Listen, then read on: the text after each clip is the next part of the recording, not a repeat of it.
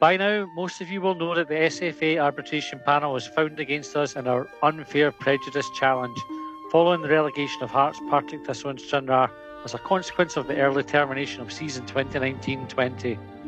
For those of us involved throughout this process, sadly, once again, we cannot say we are totally surprised at the outcome, despite firmly believing in the power of the arguments and evidence we put forward. I want to take this opportunity to thank our legal team, who, despite the result, were quite simply first class. They acknowledged from the outset that this would be an uphill battle, but nonetheless it was a battle we felt we had to fight. We could not simply sit back and accept the unfairness that was being meted out to us. What has been allowed to happen in Scottish football, where fellow member clubs and our governing bodies have stood back and allowed totally disproportionate financial damage to be imposed on 3 of its members, can only be described as shameful, as indeed should the SPFL's recent self-congratulatory statement. For too long, chairmen and owners have stood on the sidelines bemoaning the decision-making processes, the perceived lack of leadership, the lack of commercialism, the general shortcomings, as they see it, of Scottish football. However, if they really want things to change, it will take more than words. They will have to stand up and be counted. We tried to do just that. Unfortunately, the very fact that we tried and lost will cause many others to be even more wary. I can hear them now. You can't fight the rules. You can't fight the establishment. We must support the centre.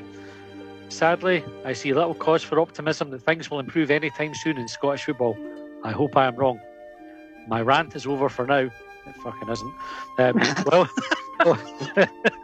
While frustrated, disappointed and angry with much that has gone on over the last 4 months, we must now move forward. We will suffer serious financial losses as a consequence of losing this particular battle, but we will survive and we will come through this stronger than ever. We have suffered a series of blows over recent months, that's understating it, but our spirit has never been stronger. We will continue to run our club with honesty, transparency and integrity.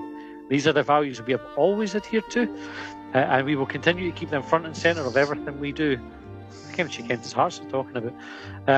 We will also lead with strong financial management and, importantly, with confidence. We look forward once again to celebrating a successful year, culminating in winning the championship and getting back to where we belong. Robbie has done it before, and with your support we can make this a year to remember for the right reasons as well as the wrong. I make these statements confident in the support I know we will have from our incredible fans and sponsors. The messages of support that I personally have received throughout this enormously difficult period have been absolutely amazing. Let me say thank you to each and every one of you. I am sorry we did not win this battle, but as we all know, it's winning the war that counts. Hello everybody, welcome to Long Bangers Podcast. I'm Matty. I'm joined tonight by Craig and John. Guys, what's going down?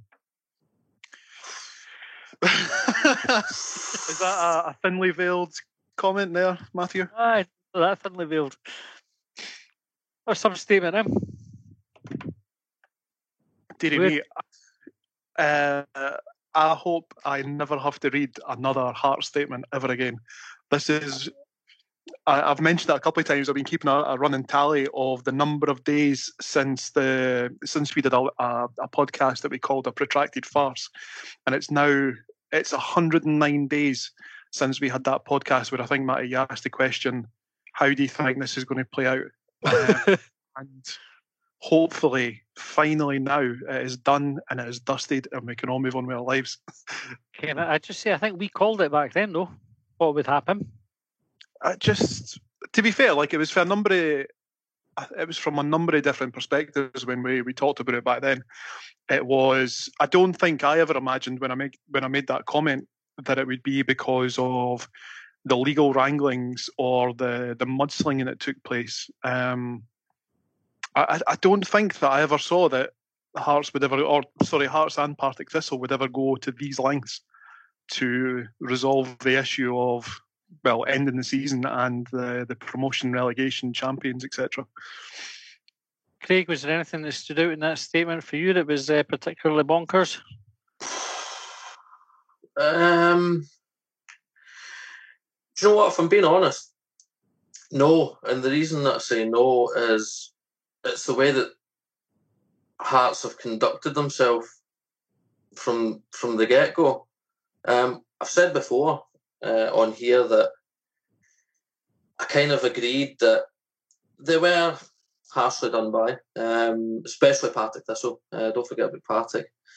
But again, I'm just going to bullet point it because I'll end up in a big rant and then that will be everybody fucking turning off instantly. But they were harshly done by. But I think it's the way that they've went about their business and trying to change it that's kind of hacked. Well, I say hacked me off, but hacked a lot of supporters off more. I've took a few notes from that wee snippet there. The first one I've just written down, totally surprised, big question mark.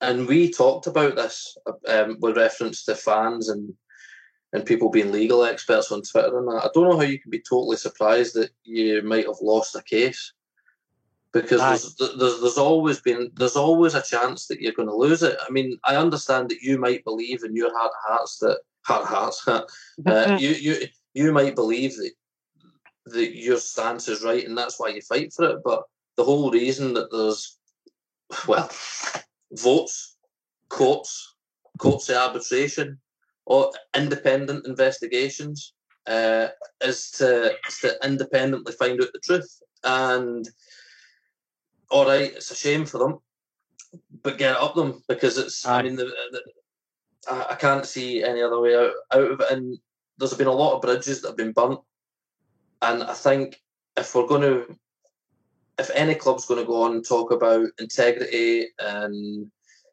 the betterment of Scottish football, surely the betterment for Scottish football now is to try and put as much of it behind you as you can and try and work on a way forward for everyone, in the sense that if we keep these in arguments, then nothing's going to change. And that kind of moves me on to my next one. Sorry, I'm going to ramble on and get these out of the way before I forget, because I'm useless.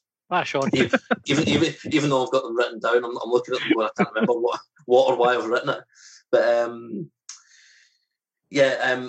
she mentioned the congratulatory statement or whatever wording she used for the way that Neil Doncaster came out. And on that point, I'm kind of half and half. I'm half on the sense on Neil Doncaster's side, because he's received some amount of stick. Aye, been called corrupt. His head's been called for, if I remember from the Rangers statement, and all that sort of stuff. So he will be happy that it's came out that he's not done anything wrong, or the people that he is employed to do a job have not gone against the law or what have you. But then on the other hand, I'm thinking, if you're still the head of the SPFL and you're meant to be, overbearing on all the clubs and looking over all the clubs, maybe you could have, kept it to yourself that you're really quite happy about it. And then the last one, which is the big point for me, was they go on about change. And I think she mentioned something about the commercial side of the SPFL and how badly it's been run, and maybe kind of touching on like sponsorships and that. And I think I've seen something in the paper or on Twitter earlier on that people were talking about, or maybe it was on the Sports Sound podcast, can't remember, that people were talking about. In fact, no, I'll tell you who it was. It was the Aberdeen chairman. He says that the SPFL hasn't been sold as professionally as he believes a business would sell itself to make money and commercial and all that sort of business. And she goes on about change, and like the thing that annoys me about it is, prior to this all happening, there was no calls for it. There was no big shout outs from any chairman about, there needs to be change and there needs to be. And don't get me wrong, overall it could be for the good of Scottish football. I personally have always thought that we could have sold ourselves better and maybe sold ourselves in a different way to England, because there's less amount of people, but you can just work it differently. Yeah. But the thing that hacks me off is that there was no calls prior, and all of a sudden now it's like this talk of sport and integrity and big change and things must happen. And they've done it with the whole reconstruction bid that they were putting forward. Like, oh, we've been wanting this for years. Well, if you've been wanting it for years, then why haven't you been fucking shouting about it? Aye. It's totally, like I made the point on Twitter, it's like they've forgotten what they were actually arguing about. They're banging on as if they're trying to do this altruistic thing for Scottish football. Like you say, they're fighting the establishment and wanting better commercialisation in the game. That had nothing to do with it. What they petitioned for was didn't relegate us or and didn't promote those clubs or give us more money. How's that campaigning for change? None of that's campaigning for change. It's like they've kind of tied a different cause to their mast and started to kind of now shouting that they're in the huff about it because they never got it. It's like, well, that's not what you asked for a start. What about the wee bit about my rant is over, and then 4 paragraphs later? Oh dear. It was like that episode of Friends where Ross and Rachel finally break up, and he's talking about the number of pages that she's gone on for front and back. Like, honestly, like I had that written down as one of my bullet points as well, because you helpfully forwarded on that statement yesterday, Matty, so that I could read it, and that was the first thing that I pointed out was my rant is over for now, and then it just keeps going and going and going. And Craig, you pointed out, you talked about there's been plenty of bridges being burnt, but if there's one that's been built, it's the M8 bridge between Hearts and Partick Thistle now. It's, I don't know, that's like North Korea and maybe Yemen in terms of an alliance that no one should be scared of. I feel more sorry for Partick, and not only because they had the game in hand and they were only 2 points behind, because they've been really hard done by.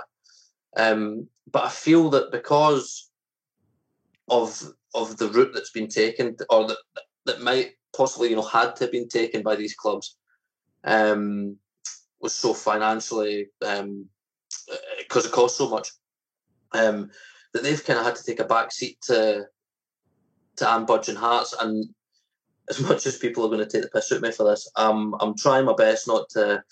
I love taking the piss out of Hearts, and I love taking the piss out of like Anne Budge and all that sort of stuff. But there has been a kind of bad side to it online where people have taken it a bit too far. Like, what I mean? It isn't meant to be like that. This is completely football fans talking about the way that they think businesses should be run, which is wild, because we're not fucking professionals or anything like that. But I feel that I'm glad you pointed that out in case folk hadn't already sussed it for themselves. But I feel, but like, it's just, I feel that Anne Budge and Hearts had got themselves in, or she possibly got herself into a situation where to not lose the support and to not completely, she had to take that kind of gung-ho, I'm going in fighting.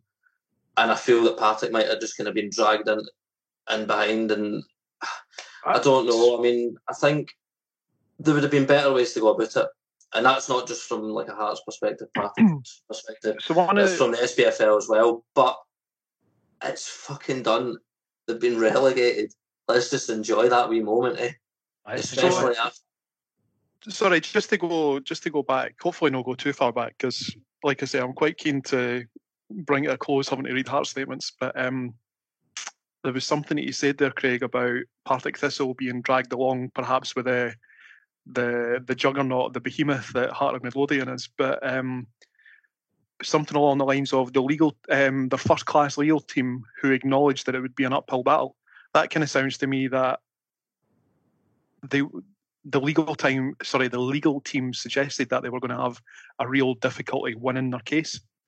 It certainly seemed like it was stacked more in the SPFL's favour rather than Hearts. At which point, do they maybe need to sit back and go, actually, maybe we should just pull out here? Or was it just a case of, like the gambler at the casino, just chasing the win that just never ever came? Do you think they hoped that the SPFL would blink first and try to settle with them?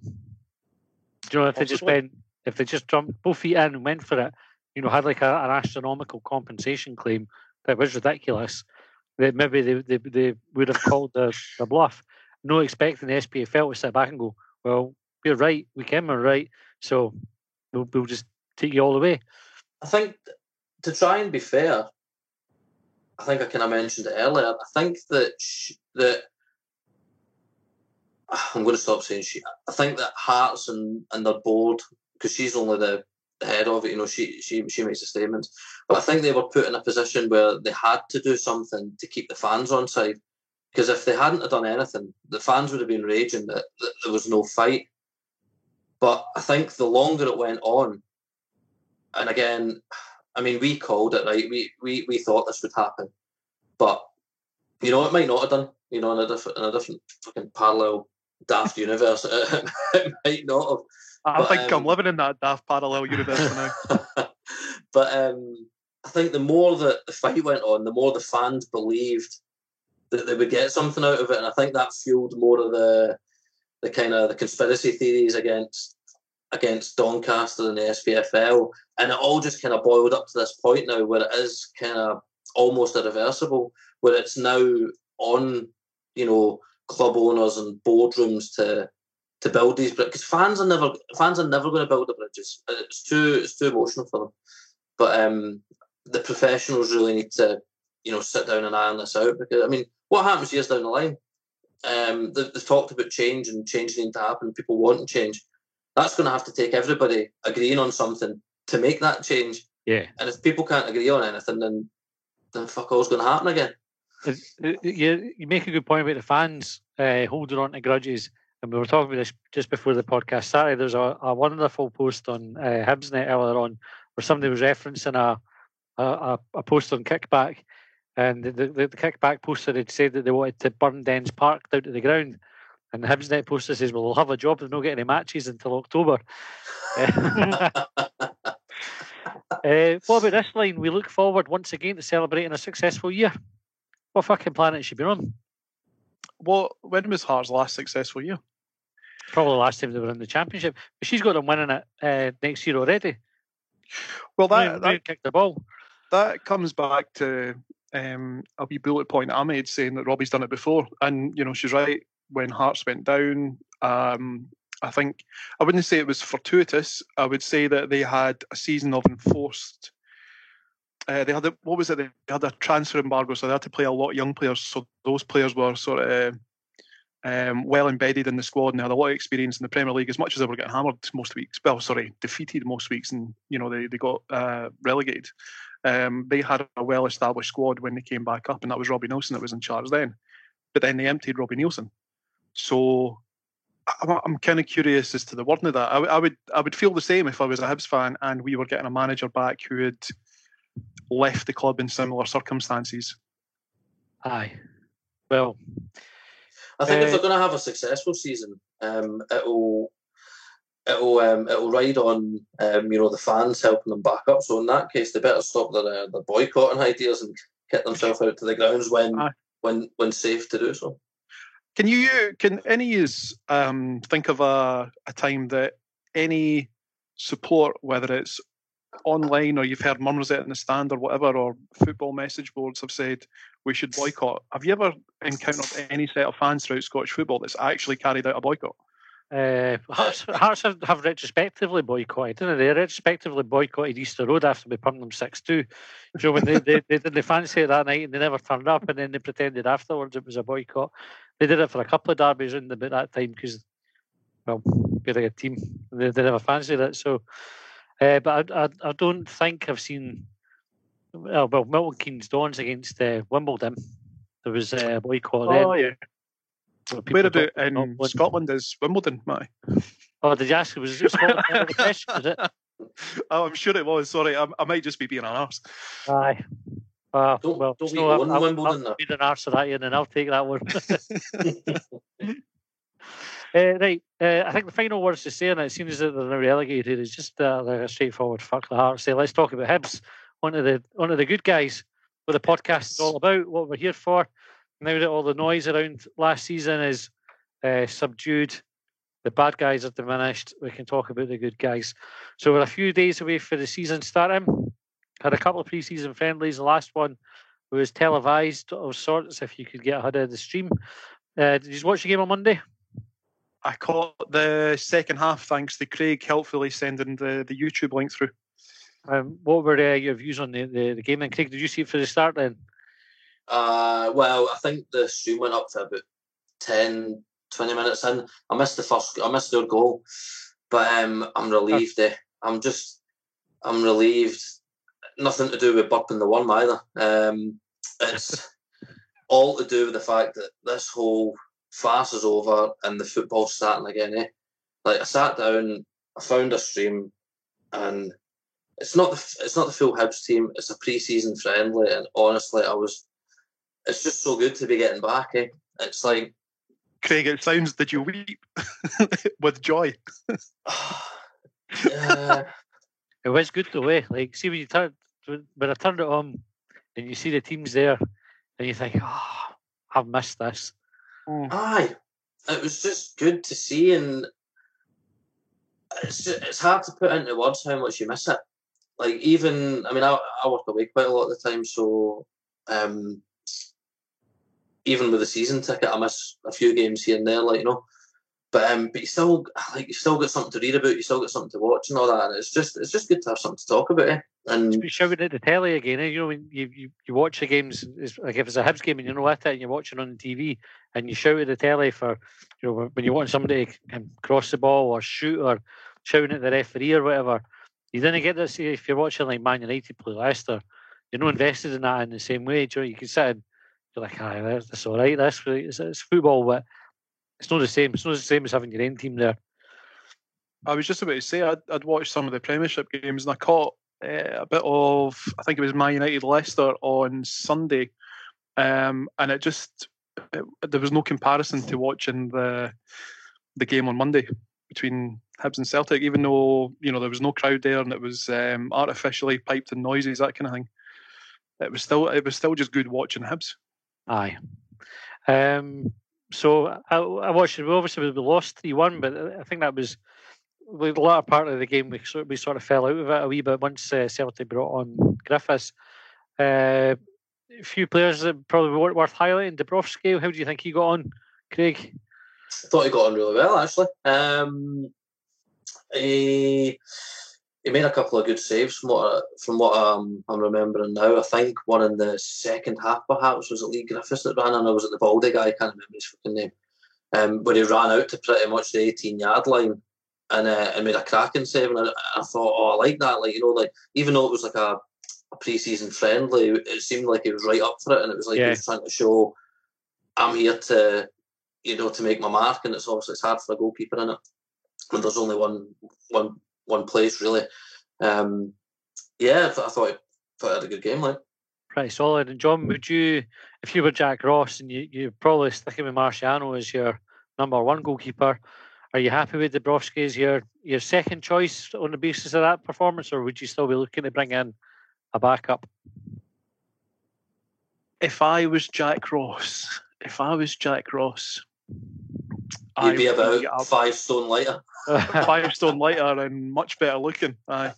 See the way you sat there, looked like we were about to go into like a dream sequence, like our Skype call was about to go all wavy, and we're going to you're skipping hand in hand with Jack through a field. Like the scene for Naked Gun with the 2 condoms running down the beach. Oh no, was it 2 condoms on the beach, or was that in the bedroom? Never mind. Naked Gun. You should all watch it. Everybody should watch it. I'd say the other week that I don't think we are in the position to just go out splashing money. We have a keeper there, Dubrovsky, that was out on loan at Cowden Beethamshire, and he was getting some decent reviews for his performances. I think the only other keeper that we have on the books right now is the boy, I want to say it's Patrick Martin, that played in a pre-season friendly last year. So as much as, like every other position on the pitch, if there are young guys that aren't playing in the academy because that's been mothballed for the time being, get them in the squad. And Dubrovsky, get him, I don't know if there's going to be a League Cup this year, I've not been following that kind of thing, but give him as much exposure as possible, keep him fresh, get him between the sticks, albeit Marciano will probably still be on number one, but the same all over the pitch. The other guy that we were going to talk about was, I'm not sure if I'm getting the pronunciation right, but Doig. Played at left back. He scored a great goal. You know, now might be the time to have him closely aligned to Stevenson, and just working with him and just learning from him and giving him game time. Get those guys in and get them playing. Can we call him Dougie from now on? Because I can't have Doig, Doige. I mean, we've already got Malin and Allen. Yeah, I put the sexy in dyslexia. So, no, Dougie. Too much for you. Aye, Dougie. Well, I was impressed. I tell you what I liked. So he looked physically ready. He's got like a tall lad, he's quite quick getting up and down the line. But the quality he's crossing, Now, as much as I love Lewis Stevenson, and I do, you would never put his crossing as one of his strengths. I think Lewis puts in a good cross maybe once every, 6 crosses, for example. I'd say it was about 50-50. 50-50? I don't know. Well, full disclosure, stats, right? I'm a big Lewis Stevenson fan. I think we are, the way. I mean, that's the thing with Lewis. I think we're all Lewis Stevenson fans to degrees. I mean, he's built into the bricks at Hibs now. But I think Doig looked like he had a better final ball. Dougie, sorry. Dougie looked like he had a better final ball. And I think he might even be a bit quicker than Lewis as well. So it'll be interesting. I thought he looked strong. Yeah. That's what I liked. I think when you said about his physicality, I thought am I right? I'm right in saying that he's a younger guy, isn't I? Oh, aye. I think as you say, he looked physically fit, and it wasn't just like his pace and that. I thought he was good in the ball, but his actual physical strength, and that's a lot of the time where you see these kind of younger players where they're like, "Oh, we need to get them into the gym for a summer, and hopefully they come out, the next time and they're bigger and stronger." I think he looked like he was already, at that kind of strength level where you would happily put him into a team and not worry about the kind of the softness of his game as such. And he was quite tough in the tackle as well. I saw him slide into a few challenges where he didn't hold back, and he was up against the wee boy Dembele, who is a cracking wee player as well, and he did all right. I think you might see this being the season where Jack Ross pitches him in ahead of Stevenson more often. I think Lewis lost his place in the team last season, so I don't think he's got quite the same credit in the bank with Jack Ross as he did with Lennon or Stubbs before him. I think Jack Ross maybe identifies he's got a better option there. So it'd be interesting to see that. It's always good to see a young player come through. And I think he's quite a highly rated one, Dougie. So it'd be interesting to see how he does. Would either of you start him on Saturday ahead of Lewis, or would you stick with a tried and tested? I would personally stick with Stevenson just now, but I wouldn't have any complaints if Dougie was to get the nod ahead of Stevenson. But again, I don't know. I'm trying to think sort of long term. Like long term, obviously Stevenson's going to retire at some point. Whether he finishes his career at Hibs or he moves on and enjoys the twilight of his footballing years back over the bridge at Raith Rovers or whatever. But I do wonder whether Dougie will he last, the rigours of a 38 plus game season? I don't know. So it's you've got a really exciting prospect there in Dougie, and you've got a solid professional there in Stevenson. It's to our benefit that we have them both, and that you can have one learn off the other.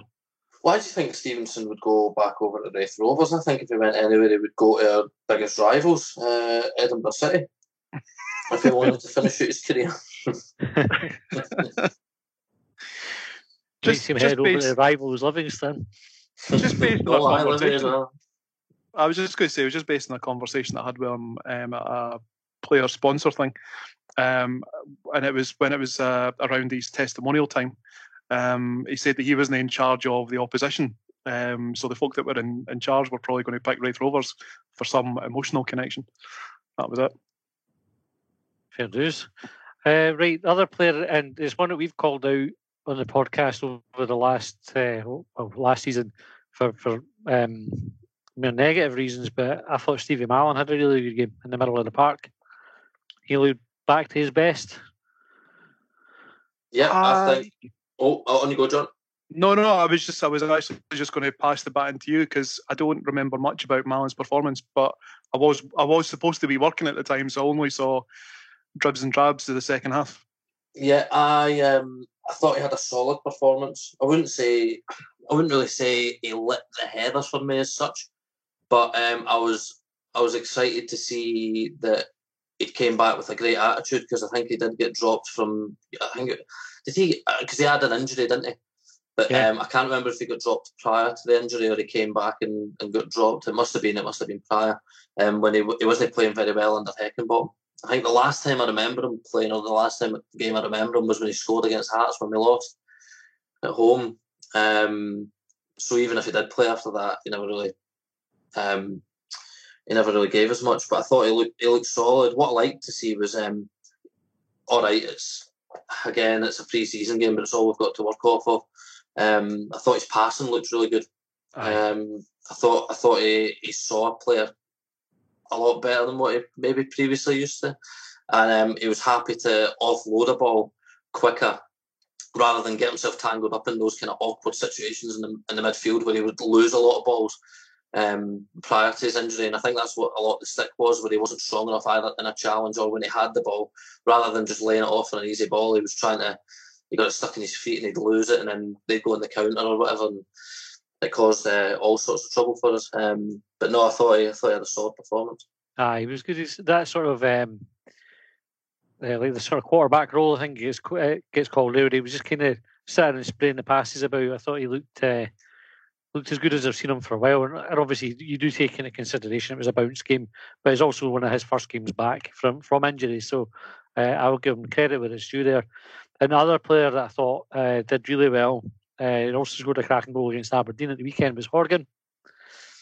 Do you think, John, I'll give you this question first. Do you think Horgan's looked at the new arrivals in the summer? So we got Boyle and you got Wright, who are both competition for wingers. You've also got Newell, who can play on the wing, although he's probably not as effective there. I think Horgan's looked at it and thought, shit, I need to up my game here. Possibly. I mean, competition's good for players all over the pitch. What was I going to say? I remember reading an article with Horgan where he talked about he can be quite hard on himself, and I think he's maybe a bit of a confidence player. So to see him have scored the goal that he did against Aberdeen, which was a cracking finish for Ainge that you probably wouldn't associate Daryl Horgan with, the goal against Hearts notwithstanding, because the one that he scored against Aberdeen was for about 25 yards. Yeah. He was. I think the one thing about Horgan, and I was saying this to him the other day, was that he always gets into dangerous positions, and I think the thing that can sometimes let him down is just that final ball. But we talked about strikers before. Maybe it's not working for them, but one thing that you can always sort of give them credit for is getting into dangerous positions. Daryl Horgan does that. It's just sometimes the final ball isn't quite there. So it's a wee bit. I'm not sure what the situation is with Martin Boyle, because there was a wee bit of speculation that he might be away, and I can't remember exactly how long the transfer window is open for.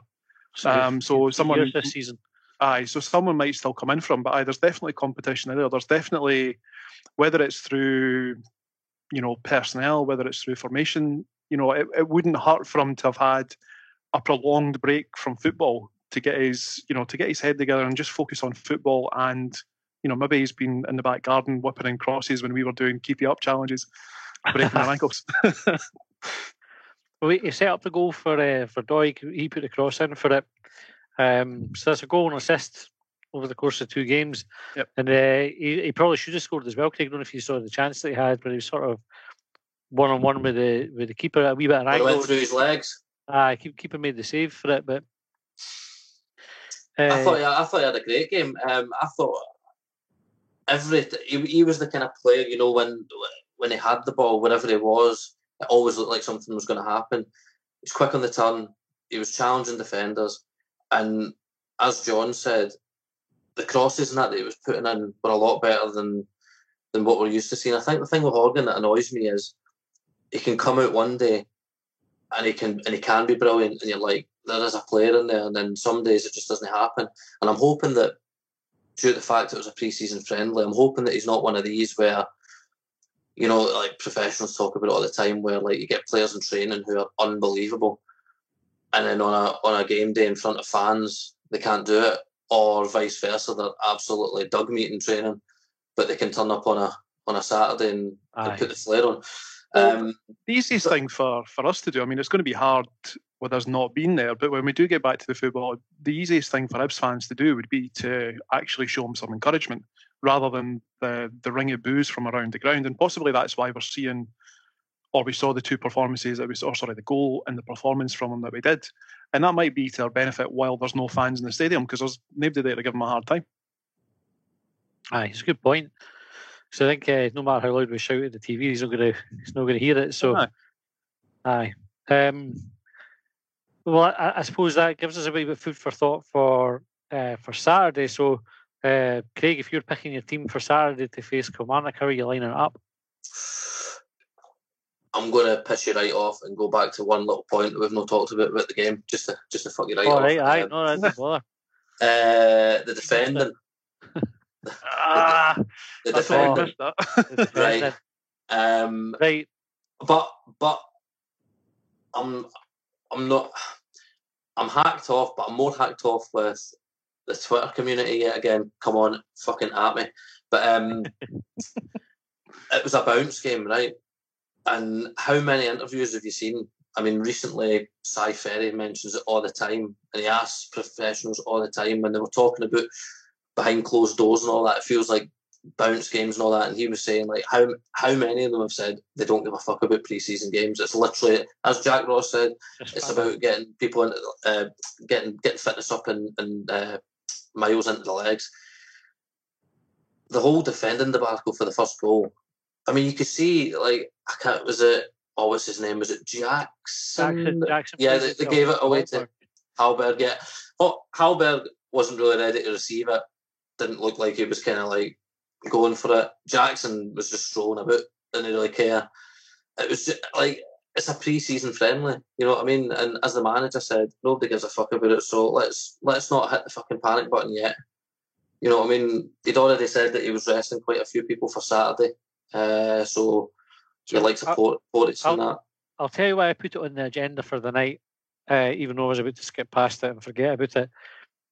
Our defence this season is literally, with the exception of the young players coming in, so Doig coming in, our defence is the same as it was last season. And it was a problem last season. And that was going to be the question that I had is, right, you can't read too much. And I totally agree with you, Craig. There's no question about the defending on Monday being indicative of how we'll defend in a competitive game. But, and there is a but, is there a concern there? That if you look at the personnel we've got, should that be in an area that if we could have done, or up until October when the transfer window is still open, do you expect us to strengthen in defence? I would hope we would.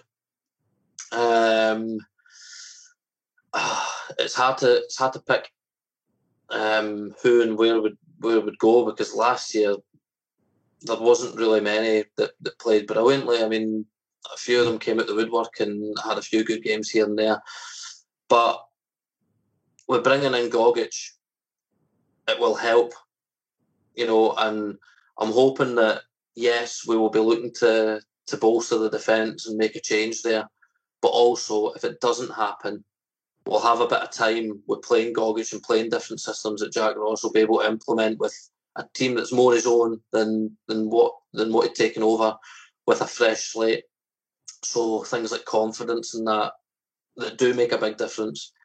You know, should be white clean, and as I say, it should be a fresh slate. So I'm hoping that, yes, I would like him to bring somebody in. But Porteous is back from an injury.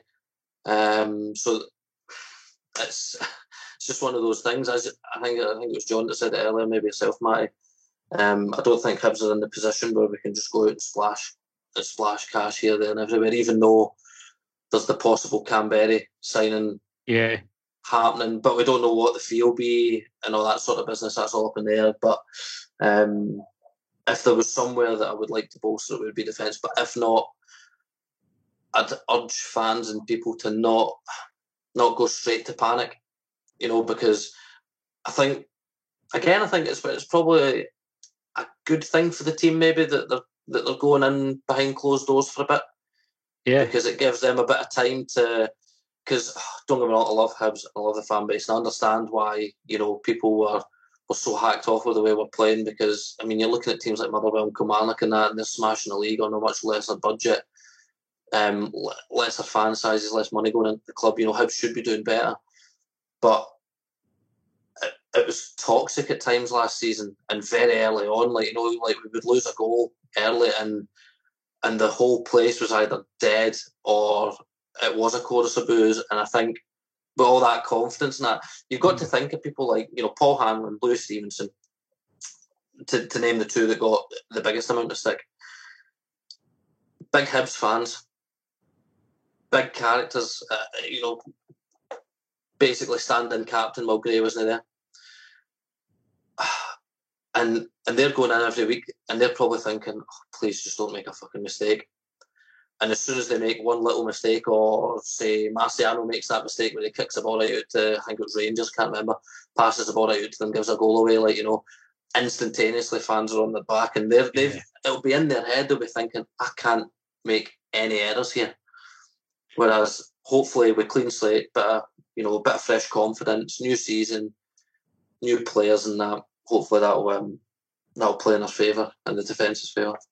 John, I'll bring you in here. So Craig mentioned Gogic has been a differentiating factor between last season's defence and this season's defence.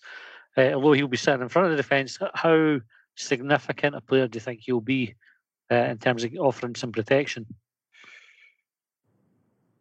Honestly, it's hard to say. I've been scribbling notes here after Craig was talking, and I think there's a couple of things that I want to touch on. So we talked. Craig mentioned there the game or yesterday, defence. People not hitting, panic stations, that kind of thing.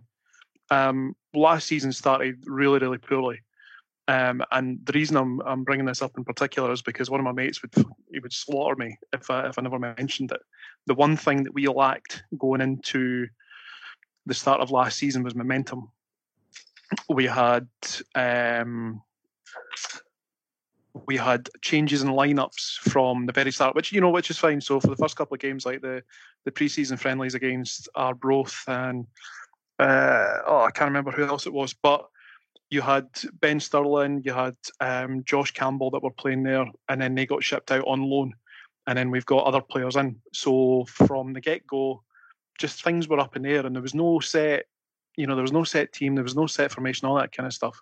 And that transmitted into our qualifying game through the League Cup and whatnot. And I was at the Stirling game, and that was thinking, and then we ended up going into the start of the season, Heckingbottom's getting slaughtered. Hibs, I think we managed to get, what was it, the 1-0 win against St Mirren, and we never got another win until we beat St Johnstone after Heckingbottom had left in about October or something.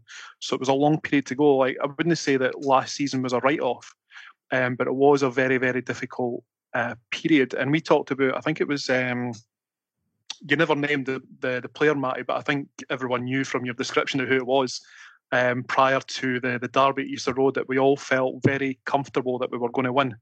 Yeah. But some of the players that Craig brought up there are very, very experienced. Very, very experienced players, and they have seen and they have played through that type of game, that type of atmosphere, those set of circumstances before.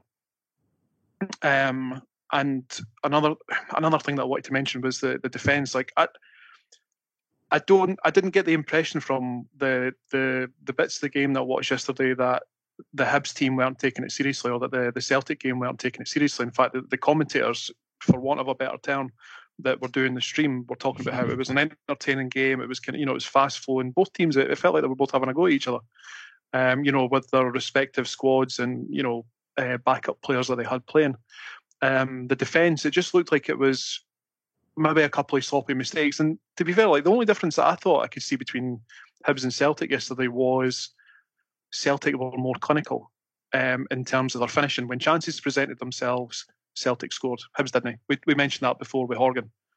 I don't think that any of the defenders that we've got. So I think that one of the things we're going to come on to is our preferred starting lineup for Saturday. So I've just been scribbling down the 7 defenders that I can think of off the top of my head. So we've got Gray, Jackson, Hanlon, Stevenson, McGinn, Dougie, and Porteous. And not one of them is a bad defender. I think there is a back 4 or a back 3 or 5 or however many you want to play at the back there, which is a really long way of coming back to your original question, Matty, about Gogic and whether or not he's going to make a difference. And he's one player that we haven't had that player for a while. And I've got my reservations sometimes about this, the CDM or the hard man in the middle of the pitch. But he is something different that we didn't have last season. We have other guys there. We've got Hallberg, and we had Docherty last year. There was a wee bit Omionga, as much as he's not that physical player in the centre of the park. But we've been missing a guy like that we think that he is. protecting the two centre halves. I mean, when a lot of people go back to Bartley because he's quite a romantic character in Hibs' hearts and minds. But if you remember, under Lennon in particular, what Bartley allowed Hanlon and Ambrose to do was to bomb forward. They were setting up so many attacks, and I was looking at it at the time and thinking, this is amazing. Like, so many times Hanlon was hitting the byline and putting in crosses, putting in balls, and starting attacks. I think it was Hanlon's ball to Scott Allen in the derby when Scott Allen came back, and that was Hanlon was further forward than Allen in that move. Yep. So this is what I'll go back to saying. Like, Craig mentioned it before about the Twitter community, and I understand that people can get frustrated at times. I like to think that I'm maybe a wee bit more reserved and I can look at players and their merits rather than an emotional reaction. Hanlon's a good player. I think Jackson's a good player. I think he got caught out a couple of times yesterday. Could be conditions, could just be a wee bit sloppy, but I got the impression yesterday that things were gearing up to go in the right direction come Saturday, that we were ready to go rather than still messing about with personnel changes. That was, getting players in there, we were getting them playing, but it looked like we were taking it seriously.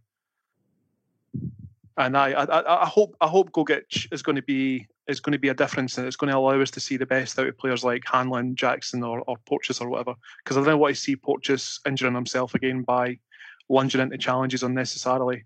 I want to see the best out of Hanlon, see the attacking qualities out of him, as well as the defensive qualities. I want to see Jackson pinging balls for fun because he seems to have a good range of pass, very accurate for what I've seen. So fingers crossed. So, pick a starting 11 then, John. Since you've got the ball now, what's your 11? I just went for a 4-4-2. I kept it really simple because there's a couple of players there that I've not seen. I would love to see in the starting lineup. But maybe a wee bit similar to last season. I'm not entirely sure how we fit all of the big names and the best players in. So I've gone for 4-4-2, Marciano, Gray, Jackson, Hanlon, Stevenson. No surprises there.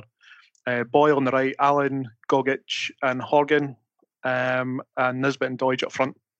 Just attacking. Let's just go for it. It's quite an attacking team. Craig, what about you?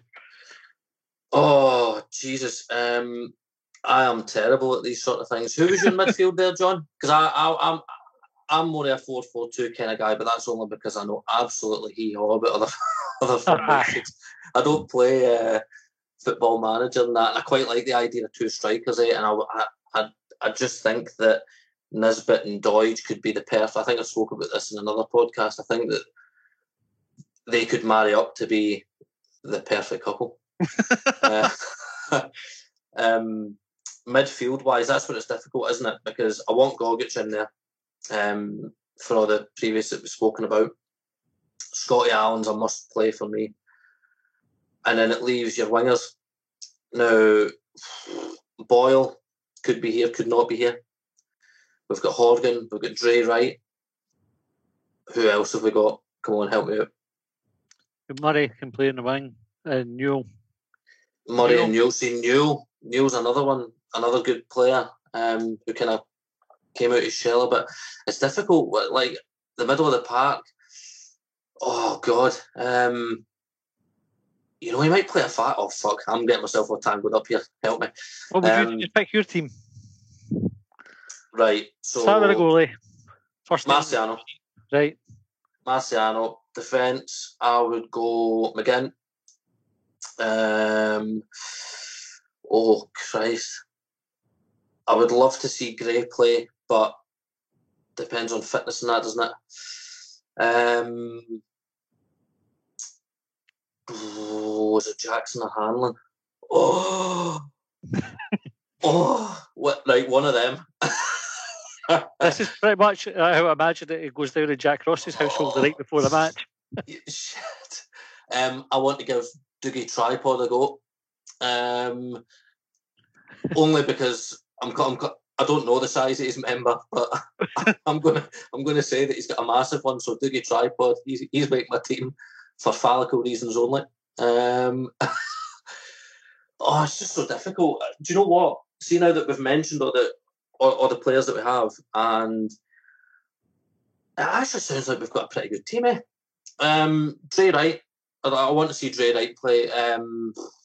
So Wright, if Boyle's in Boyle, because am I right in saying that Wright can play the right-hand side?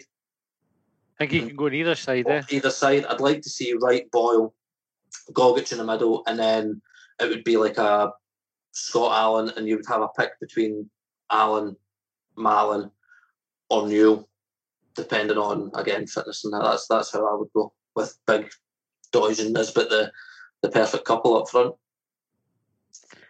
Well, what are you thinking, Matty? I would go 3-5-2, I think. So Marciano in goals, 3 centre halves. I would take Porteous, Hanlon, and Jackson. Then I would have my wing backs. I'd have Boyle on the right and Wright on the left. The middle, Gogic, Hallberg, Allen. Hallberg, oh my God. Then Nisbet and Doidge, the top two. I think that's got a good balance to that team. You've got your holding midfielder, a all-purpose midfielder, and your attacking creative midfielder. Something to consider, and I might be imagining this, I don't know if it applies in Scotland or not, but was there something I read recently about 5 substitutes being allowed for the foreseeable future?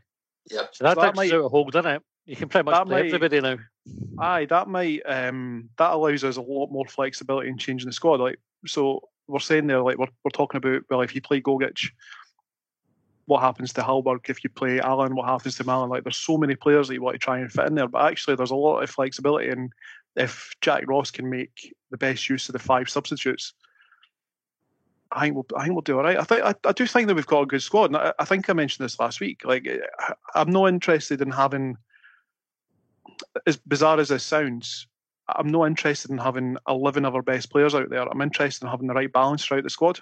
So that was why I went for the midfield, Allen and Gogic, because I think that Allen will play more supporting Nisbet and Doidge up front, and Gogic is going to provide that wee bit of protection for Jackson and Hanlon behind them. But that works in a number of different permutations of your starting 11. Yeah. We just need that balance, rather than falling into the mistakes that we made last year of trying to shoehorn every central midfielder into the squad and leaving Doidge up front, which meant that Canberra lost out and so on and so forth. See, I feel like I'm a kid in a candy shop and I can't pick what I want. So the next time we do this, I'm going to write down players' names and formations so that I don't look like the idiot that I really fucking am.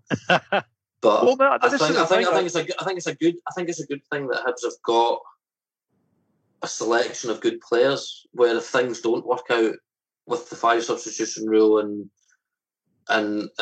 with the team being more of a Jack Ross team, he's got the flexibility to be able to change it. And maybe, I mean, as I say, I'd love us to maybe bring in another central defender or somebody. But, looking at it that way, now that we've mentioned everybody that plays for Hibs at this moment in time, what height they are and how big their penis is, it actually sounds that we've got, a decent squad and as I say, flexibility. So I'm feeling a little bit more comfortable about Saturday now. Right, score predictions then. Craig, what's the score going to be? 4-0 Hibs. Oof, yeah, beauty. John? I'll go for an optimistic 2-0 home win. I'll go for 3-0. Hat-trick for Nisbet. All laid on by Doidge. I'll get off to a flying start. That'd be a good start, eh? It'll take a week about to get hat-tricks. That's my prediction. Right, wee announcement to make. We are going to be teaming up with a new website that's coming up called The 12th Man, which is it's very embryonic stages. That means early, Craig. How'd you spell it? IT. Right, P. I was totally uncalled for. I apologise, Craig. They need for that. I've not actually got dyslexia, so I'm sorry for anyone that is dyslexic out there. I'm just a fucking idiot.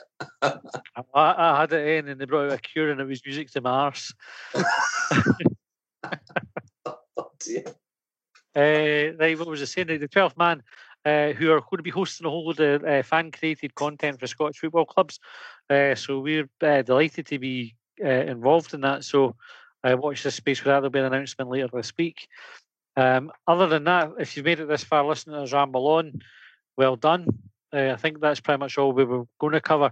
We did have a note to say what we thought about Jack Ross telling Canberra to get to Switzerland. But I think it's a pretty obvious answer. Nobody's unhappy with that, are we? Nah. No. That ship sailed. Okay, we make a promise for this point forward that unless anything significant happens, we will never mention Hearts again. Yes, I am all for that. All for that. Sick of talking about them. It was good fun ripping the piss out of them, but it's done and dusted now. So the war is over. The war is over. There will be peace in our time.